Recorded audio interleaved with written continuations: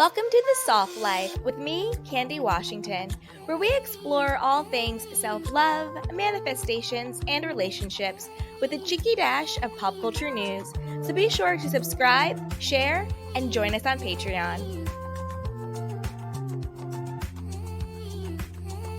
As always, I'm your girl, Candy Washington, and I'm so excited to spend this time with you.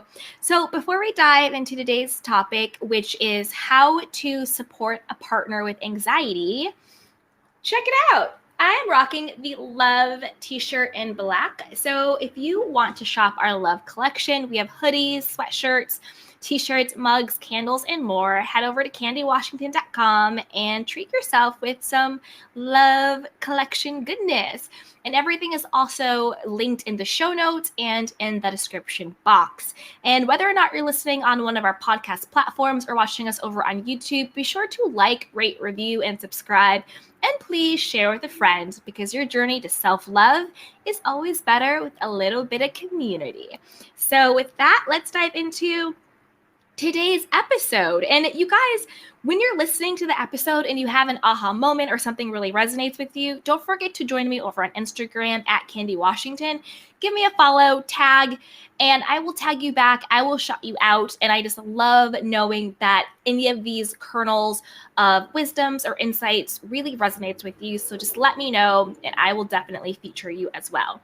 And today's topic is from one of our Sugar Pills listeners. And she writes in to a Dear Candy letter. And she says, Dear Candy, I've been with my boyfriend for the last 3 years and we just moved in together. What should have been an exciting time has become stressful with no escape from each other, with his anxiety being triggered by all of the uncertainty around us. I'm not an anxious person, and sometimes I struggle to understand his mood swings when he's overthinking, fearful, and crippled with indecision. I don't want to end things, but I'm also not sure how to support him without enabling him when his anxiety gets in the way of us having a happy and healthy relationship. How can I support him without losing my mind? Please help. Anxiously waiting. Wow. Okay. So, anxiously waiting, first, I want to commend you for your courage to admit that your partner might be struggling in an area when it comes to mental health and that it is affecting your happiness and the health of your relationship. A lot of people would be in denial about that. A lot of people would have some shame around it, which they shouldn't. But of course, sometimes we have those societal stigmas. So I just want to commend you for your courage to being honest and open and, strong enough to seek help. So your boyfriend is definitely one lucky guy. So I think the first thing I would say is go to some therapy sessions with him. If he has anxiety, and this could be if your partner is suffering from any type of, mental health issue, whether it's anxiety, depression, bipolar, a personality disorder, whatever it is, right? Codependency, whatever it is, we're talking about anxiety because that's what the writer's boyfriend has, but any type of mental health issue, I think you can use these tools and insights to help. Okay. So with that, the first thing I want to say is I would go to a few scheduled sessions with him and his therapist. And if he's not in therapy, get into therapy.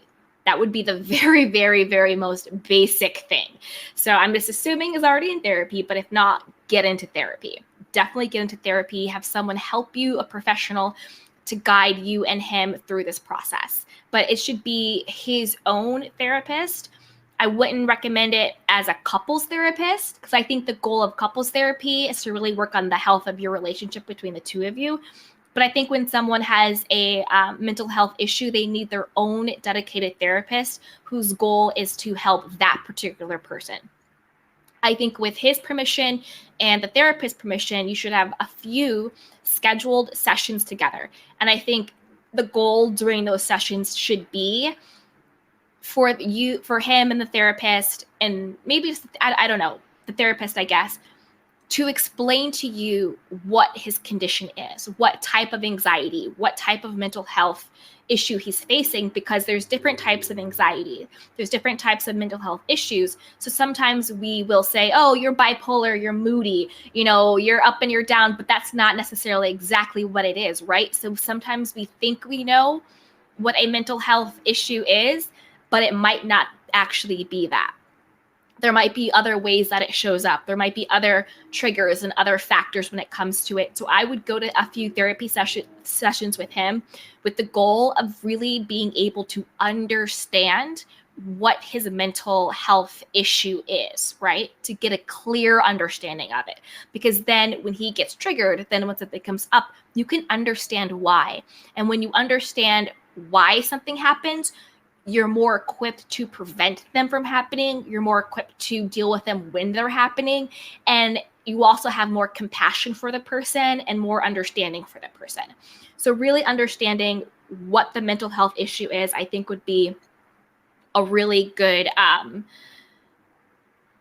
way to get that foundation to support your partner. And then once you both have an understanding of what the mental health issue is, whether it's anxiety, depression, bipolar, whatever, whatever is going on, then with the help of the therapist, create a plan, right? So when your boyfriend does this, we will react in this way. When we start seeing the signs of this, we can prevent it by doing X, Y, and Z. When just you're able to have a plan in place. So I would go to the therapist, have a good understanding of what the mental health issue is, then with the help of the therapist, put together a plan. When he's being indecisive, these are the things you can ask him. When he is being X, Y, and Z, these are the things that you as a couple can do together to get through it, right? So you can have a plan in place. You can talk to the therapist about your own specific issues and problems and things that happen with him and within the relationship. And I'm just saying him, it could be if you have a girlfriend or a wife or, whatever it is. So apply it to your particular situation. It doesn't have to just be anxiety. It doesn't have to just be a boyfriend. But I'm only saying that because that's what is going on in the writer of this letter's world. But apply it to your own particular world. So do that. Make sure that they are in therapy with a dedicated therapist for them. Have scheduled therapy sessions with you, your partner, and the therapist to get that understanding of what's going on with the mental health issue, and then to put together a plan in place to deal with when they get triggered, when things pop up, how to prevent it, and then how to deal with it when it happens, and then how to process it after it, right? Sometimes things will happen. You'll have an argument, a fight, whatever, and then you just sort of push through, but you don't take the time to reflect. So have also that back end where you want to reflect on what happened, what worked, what didn't work, how can you do things differently, X, Y, and Z. So you're actually still learning from the experience rather than just pretending it didn't happen, just moving on.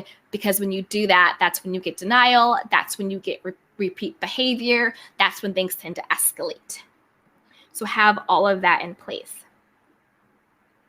The next thing I would say is do mindful activities together as a couple. So that way you're incorporating healthy activities into your lifestyle, right? So maybe instead of just Netflix and chill, you guys can draw together, you can meditate together, you can go for walks together, you can start journaling together, writing poetry, going to really cool, fun group events with like music or anything that's like creative, walking in nature together, right? Incorporate mindful activities into your lifestyle, into date night. So that way, you're not just managing this person's anxiety or managing what their issue is, but you're actually creating a healthy lifestyle that in and of itself helps to diffuse what's going on with them mentally, right? So if you have a mindful lifestyle, if you journal, if you take care of your body in a holistic way, you eat right, you exercise, you connect to nature, you get creative, you calm your mind, you meditate, you pray, you whatever it is, right? If you have a lifestyle of mindfulness, that will not only just help your partner, it will help you and it will help your relationship. So you don't want to just be putting out fires when things happen. Oh, we had this crisis, we had this fight, we had this. Now let's put the fire out. But you're having a healthy, mindful lifestyle so you prevent those fires from happening. And then you're in a better, stronger place to deal with them when those things do happen. So practice a lifestyle of mindfulness. Make it fun, make it sexy, get creative. But let your partner know that you're there for them. And this will help you too. These are healthy, mindful things that will help you as well, right?